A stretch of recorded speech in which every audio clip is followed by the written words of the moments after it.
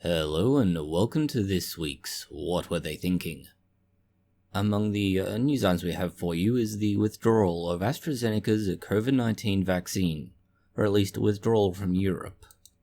There is evidence that a disconcerting number of drugs that are illicitly obtained in parts of America contain fentanyl, and more concerning is that they're intended to be sold as analgesia. Bacteria in the brains of fruit flies could have an effect on their brain function, and not necessarily a negative effect at that. Developments in, silicon transistors, but specifically in the ability to create a 2-qubit gate, thereby increasing their functionality. A PhD has been revoked from an academic for a rather scandalous reason, and why it is that we may not ever see life in outer space, and it's all down to AI. The timestamps for these and other news items can be found in the description box below. Let's start with the AstraZeneca COVID-19 vaccine, as this is simultaneously both the simplest but also in some ways the most misunderstood piece of news this week. To start with, the vaccine, at least in Europe, was approved back in 2021. This approval was part of the world's response to COVID-19. Since then, about 2.5 billion doses have been administered. Well, to be clear about it, 2.5 billion doses, so that's a lot, and that's beyond what was administered during the clinical trials. But nonetheless, the antivaxxer crowd has jumped on this as proof that, for whatever reason, the vaccine is bad and dangerous, and that's why it's been withdrawn, which is patently false.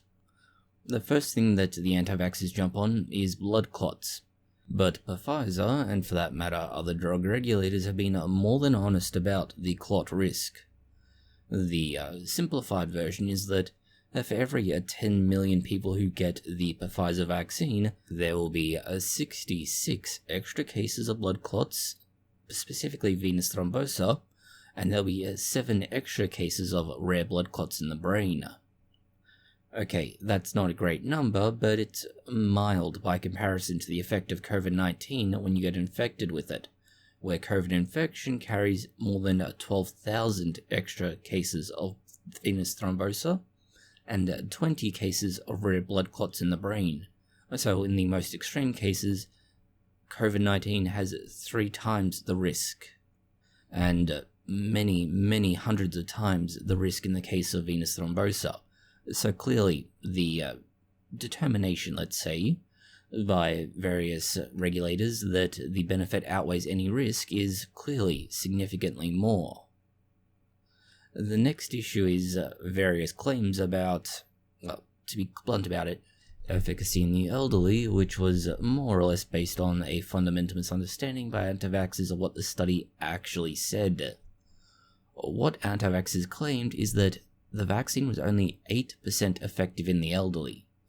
However, 8% in this case isn't a reference to the efficacy. Rather, 8% is a reference to the group of people who are over 65 in the study. Yeah, they managed to screw up such a fundamental, basic thing, and yet these people claim that they should be able to tell you whether or not it's actually something you should be taking. This would be like a creationist telling an archaeologist how to do their job, or the same thing for a geologist. The reason why the vaccine is likely to be withdrawn is actually much more simple, and to be blunt, it's down to viability of the product. The issue here is that the AstraZeneca product is just not as good as what is available from companies like Pfizer and Moderna. And that's just it. In terms of market share, they simply don't have a product that can compete anywhere near as well. Further, it also has other requirements for storage, administration, and so on. Therefore, companies more accurately health services, are less likely to want to purchase it when it has more requirements and doesn't work as well. Compare this with the next news item, where there's likely to be an ever-growing demand, where through gene therapy, hearing has been restored in a 1-year-old child who was deaf due to a hereditary gene. The gene is called OTOF, and it fundamentally prevents the child from being able to hear properly. Now, the problem is not with the brain nor the neuron that connects it, rather it has to do with the ear structure itself. And so, by doing that, it effectively fixes part of the cochlea, specifically the hair cells that are on the cochlea cells themselves that are what receive the signal. The signal then gets transmitted and then transferred through the neuron into the brain, and you can then hear. Because of this, although it's possible to use cochlear implants and directly attach them to the neuron and thereby bypass part of the ear that's been damaged, that is both an invasive approach and, rather obviously for a child, rather traumatizing. This method involved taking a syringe, effectively having a small tube from the syringe go through to the cochlea, and basically spraying the cochlea with the various viruses that were used. And these viruses then transmitted into the cells the proper version of the gene, the fully functioning version. And in less than 6 months, the child who's received this has already begun to be able to speak in response to words that they've heard, things like mama and papa. The catch with this in particular is that OTOF gene deafness generally isn't diagnosed until children get to around the age of 3, and that is all down to the fact that they don't begin to speak like you would expect. As a result, the effects are rather telling because they've basically been denied the ability to hear for 3 years. In this case, not only can that be diagnosed due to health services at a national level providing genetic screening, but it can now be treated directly and not through an implant. In other medication-related news, although this time specifically a drug rather than a medication based on gene therapies, it's research coming out of the USA, and specifically that Rhode Island has a surprising percentage of its drugs laced with fentanyl. Now, that's not that surprising. Fentanyl and drugs has been an ongoing issue for a very long time, but what's important here is that most of the drugs that have been tested, or at least a significant portion thereof, contained fentanyl while claiming to be an analgesic that didn't actually have the claimed drug in it. So, for example, it would be some sort of opioid pill but didn't contain the opioid it was supposed to have, instead having fentanyl. That's a problem in and of itself, mostly down to the fact that fentanyl is not only incredibly powerful, but can be very deadly if there's too much of it. The rate at which this occurred was about 10% of all oxycodone tablets that were picked up, although that's still quite significant. The other concern is a second drug that was also found. It's called xylazine, and this is a horse tranquilizer. Now, unless you were giving these tablets or pills to horses, that shouldn't be there, and if you were, they probably aren't meant for humans, or at least we certainly hope so given the size of horse tablets. The concern is that nearly all of the pills that contained xylazine, that horse tranquilizer, also contained fentanyl, and because it contains both drugs, it's a very big issue. When you combine a tranquilizer with something like an opioid, or in this case fentanyl, you get massive issues to do with not only overdose, but the way the body reacts to them. For example, significant drop in blood pressure, slowing the heart rate, and slowing the breathing rate. When you alter all three of these variables, you can cause some serious issues. And for a simple example, when the heart rate, blood rate, and blood pressure all go down, oxygen doesn't get delivered to the body properly because you're not bringing enough oxygen in via lower respiratory rate, The blood is not being moved around the body because heart rate is slow, and because heart rate is slow, blood pressure goes down. When you don't have enough oxygen going around your body, well, oxygen being kind of important, bad things happen. For example, hypoxia in the brain can cause brain damage and then ultimately brain death. But the process of going from hypoxia to death is generally quite unpleasant.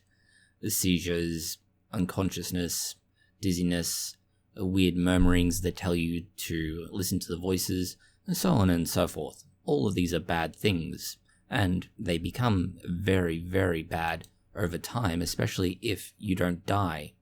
The brain damage builds up over time. Something we can say about RFK Jr., who claims that he had a worm get into his brain and eat a portion of it, which meant that the worm itself must have had a very sad existence for that short time, being practically starved. RFK Jr., the rather notorious anti-vaxxer, has claimed in an interview with the New York Times that a worm entered his brain and then died there, and this explains some of his mental issues about 10 years ago. Given that these are only the last 10 years of mental issues, it doesn't explain the preceding 60 or so years of his nonsense. But nonetheless, let's assume that he was vaguely right somehow, and that it wasn't in fact the mercury that he had been diagnosed with at the time that was causing this. A known issue, as in something he's admitted to, but now seems to be substituting for a different cause, or at least a different effect. If, and this is the big if, there was some sort of parasitic worm that got into his brain. Parasitic worms don't eat brain tissue. They live in the brain, to be clear.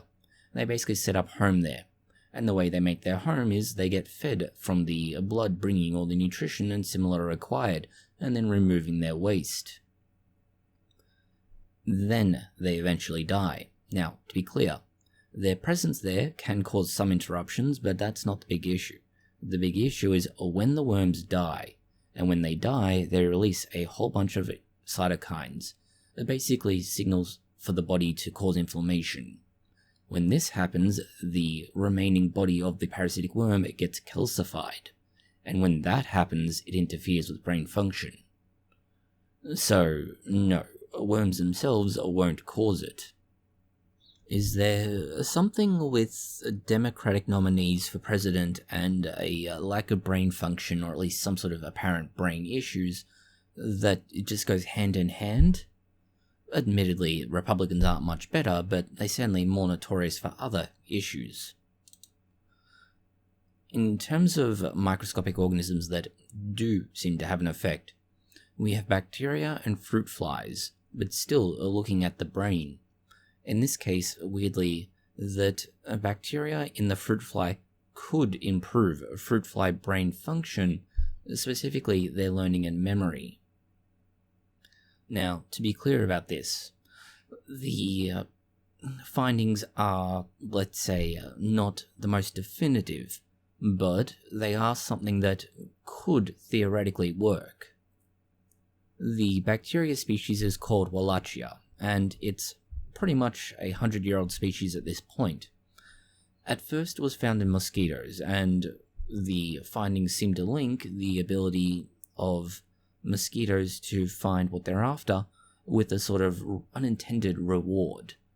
And so the consumption of blood, primarily, for the case of mosquitoes, and for fruit flies, fruit and sugars, essentially triggered a sort of dopamine surge. That dopamine surge, although not actually dopamine, basically made them want to repeat doing that. And it's similar to giving rewards for children when they perform well at studies. In the same way, it motivated and made it easier for the fruit flies and mosquitoes to an extent to be able to not only find what they're after, but to remember how to do so. Now, this all sounds well and good, except there is one major drawback to this particular infection. Infection with the particular bacteria shortens the fruit fly life, quite drastically, mind you. So, Yeah, pretty much you'll have better performance in the short term, but you'll die sooner. It's almost the ride or die type of mentality. The other limitation to this is that, well, the way they tested the recall and memory of the flies was that they exposed them to a particular odor, and the reward was sugar, and they then tested this again 2 minutes later or 24 hours later, which is a fairly short time frame. So no, this isn't a solution for memory loss at this stage, although it is shown to improve both short and long-term memory for fruit flies. Shifting to other microbial news, we have a parasitic microbe. And not just a parasitic microbe, but one that is specifically altering its host's functionality.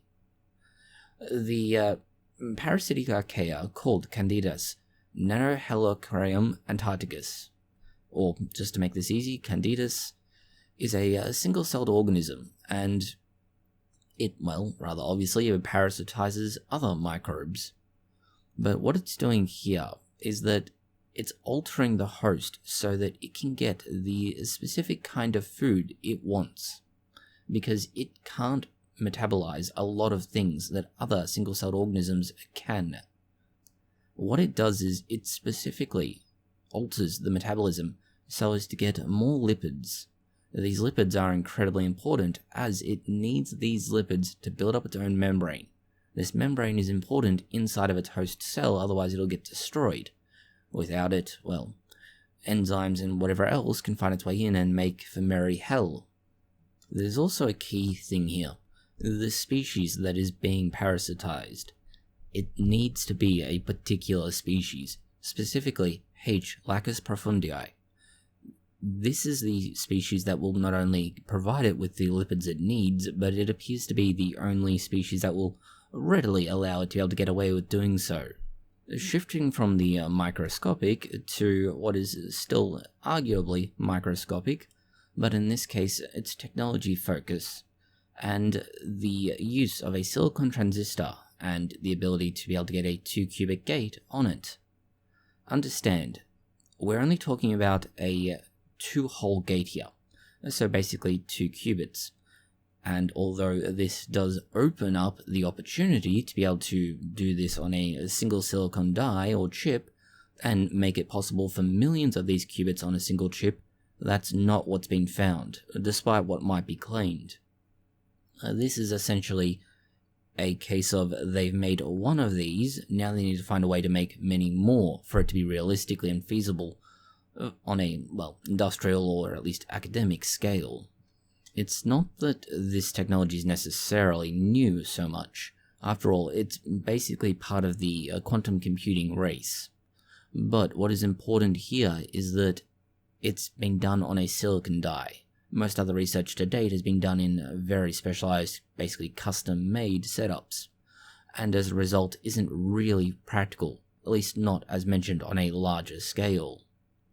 Why you need qubits is that not only will they process, transfer, and store data, but they need to be able to do it reliably, and that is the key here. The reliability of being able to do this on something like a silicon die is very much why we have microprocessors today. They themselves are able to be made consistently and reliably, albeit with a certain amount of loss along the way. In other technology news, although this time arguably somewhat more beneficial, it's a very cheap, very simple catalyst, at least relatively simple, that would allow for CO2 to be converted into something somewhat more productive. The fundamental idea here is that you can take sugar and molybdenum, and using these, you can effectively convert CO2, which is a greenhouse gas, into CO, leaving not only a free oxygen, which is likely bound up in the sugar and molybdenum, but you can also then convert the carbon monoxide into other productive things, for example, into biofuel or an equivalent thereof. The idea of carbon capture like this isn't necessarily new. There have been a whole range of attempts to do so, whether they are massive, effectively wind farms that capture the CO2 out of the air, or in other cases it's been the idea of burying it. But whether it's this or anything else, they do need at least 4 key things to be practical, and that is affordability, stability, ease of production, and scalability. Ease of production in the case of wind farms isn't necessarily the case, and certainly affordability is a concern. And further, stability is another problem because you rely on wind. However, they can be easily scaled up. Burying it isn't really practical because it's generally expensive and it's not easy to do, and so you don't get ease of production, but it is surprisingly stable and to a certain extent you can scale it. This particular approach does achieve all 4 to some extent, mostly because sugar is relatively cheap, and molybdenum, by comparison, is fairly easily available. Now, this all sounds great, and to a certain extent it certainly is. After all, you are literally using the cheap, readily available sugar that is available from basically any supermarket. But there is a big concern here, and it's several-fold. The first is simply that although the entire process can be done with a cheap metal and cheap sugar, and at ambient pressures, you need high temperature, somewhere between 300 and 600 degrees Celsius. So now you need all the energy going into that, which is going to produce CO2. Further, sugar production itself does make a fair amount of CO2 because you need to extract the sugar juices, dry the sugar juices, generally through boiling, and then you need to ship them around. So now the challenge will be not just ensuring that the CO2 that's being processed through this is not only producing a net benefit, but that the way it's being fueled, let's say, with the molybdenum and sugar, is also not contributing more CO2. In news that's far more, let's say, scandalous, we have a psychology researcher who was a doctoral student at the University of Toronto has lost their PhD. Specifically, it's been revoked, to be clear about it. They were awarded their PhD back in 2017, and they have published research based on this PhD, or at least this PhD thesis. The reason they've lost it is that it appears that not only did they fabricate data, but they basically got their husband to come in and play the role of a series of respondents to their thesis. The irony of all this, and irony is probably the best word, is the thesis was about how moral violations and unethical behavior such as tax evasion or adultery influence consumer choices. Given that they've acted in a way that has been found to be a violation of integrity, along with a range of other issues such as misconduct, the finding is somewhat hilarious. There is also the certain irony that the editors of the journals the articles were submitted to are complaining that universities have not contacted them regarding retraction or concerns about retracting the articles in question. More so when most journals take years, possibly decades, to retract articles, despite being given arguably even more credible reason to retract than what was present for this particular scandal, going from what is honestly human stupidity to possibly how we could spread human stupidity to the space itself. It's research into what we could do to make Mars not just habitable, but be able to grow fresh produce on Mars, something that would be absolutely essential if we're ever going to have a colony there. The simple reality is shipping rations off to Mars would not only be misery for the individuals who are there, with meals being not only somewhat bland but repetitive, but also incredibly difficult. After all, imagine what happens if the supplies were disrupted for just a month. There is arguably a case to be made that starvation would be the result, and then eventually cannibalism. Therefore, Martian colonists need to be able to grow their own food, and so the research is looking at how exactly we could go about growing food on Mars. They've basically taken an analogue of the Martian soil, and then they've tried to recreate what happened in the movie The Martian. Further to not just planting things on Mars, the study specifically looked at whether or not it's better to have two different species planted together. Not necessarily the species you'd be looking to get your crop from, but rather something that would complement what you're trying to grow. In this case, you have peas, carrots, and tomatoes. They were all grown in 3 different types of soil, and so, doing this, they could compare the yields. Now, the yield was not just in a, for lack of a better word, a pure amount of food that was obtained. Rather, they were measuring how much of the plant grew above the ground, the actual food amount that was produced in grams, the harvest index, or basically how much of that yield was a percentage of the total plant growth, and how much nitrogen, phosphorus, and potassium was in that plant that was harvested. What they found was that intercropping was useful for tomatoes, mostly down to the fact that it improved the yield, but it had a negative effect on peas and carrots. This is actually not that surprising if you've done any real gardening. You would know that peas and carrots don't necessarily like to have other things around them, mainly down to the way they grow. But for tomatoes tend to work fairly well when growing with others, and it's why they got a 1.3 times increase in the yield for tomatoes. There is something of a however to this. The research has attributed this to not just the behavior of the plants, but specifically the Martian regolith, or basically Martian soil. What they found is that due to the particular features of the Martian soil, that is, it tends to be more compacted, and that it tends to contain more sand and a few other features, the ability of the companion plant, so to say, wasn't able to survive or form nodules as effectively. However, once they began to modify the soil, something that could be done arguably through tilling or similar, there was an improvement. We just hope they don't expect the Martian colonists to start putting their poop into the field.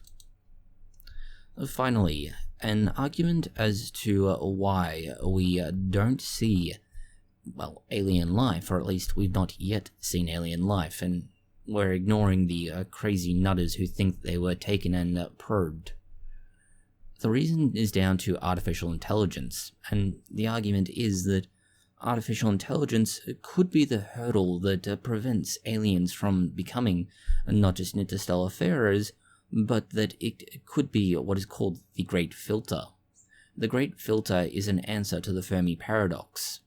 The Fermi paradox basically says that there are certain hurdles that civilizations must overcome in order to be able to travel in space, and that most civilizations don't overcome this before they basically destroy themselves. The argument therefore becomes, with the assistance of AI, it would be possible for species, or civilization more accurately, to be able to start exploring space and therefore become spacefaring civilizations, even though these barriers exist. As the conversation article points out, the AI is not necessarily also going to be to our benefit in becoming a spacefaring civilization. In fact, there's some worry that it could be exactly the opposite, that AI could lead to our own destruction and prevent us from doing so. And so there's a need, let's say, for a established and certainly universal framework around what AI can and can't do, but mostly down to the idea that, it needs to be able to work in humanity's interests, which could or could not be a bigger ask than they imagine. For example, HAL was technically focusing on humanity's interests, just not the interest of the humanity that was on board the spaceship. And so when asking what they're doing, it specifically was focusing on why they're trying to stop the mission, not why they're trying to survive. In short, it's a question of whether or not our own creations destroy us, or if we ourselves are able to harness the power of what we've created. Although at the same time, AI may or may not ever really happen, as what we have now isn't a true AI, it's just a very advanced machine learning algorithm. That's all the news we have for you this week. Thank you for watching. If you found it interesting, consider liking, sharing, and subscribing. And please do post any comments, questions, or suggestions you have below.